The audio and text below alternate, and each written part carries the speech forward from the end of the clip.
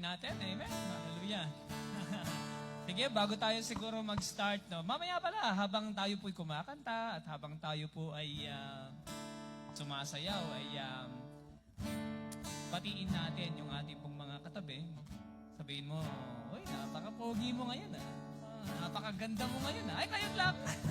Araw-araw yan, amen? Dahil sabi po sa Bible, we are created in the image of God, no? Kaya kamukha ni Jesus yan. Tingnan mo yung katabi mo. Sabi mo, ba? Kamukha ka ni Jesus, ha? Hallelujah! Kaya palakpakan natin ang Panginoon.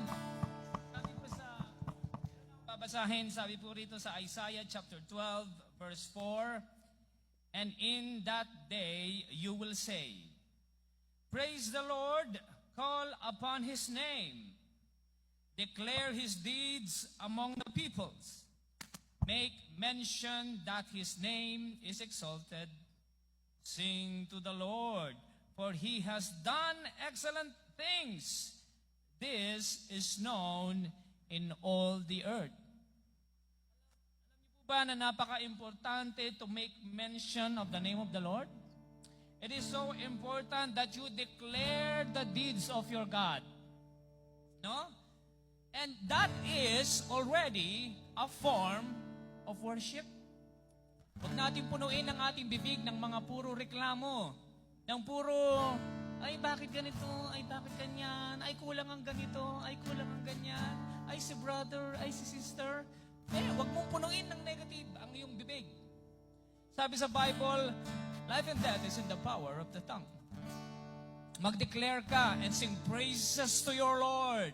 Kapag nasa bahay ka, I am blessed, I am favored, I am strong, I am rich, I am prosperous, I am healthy. No?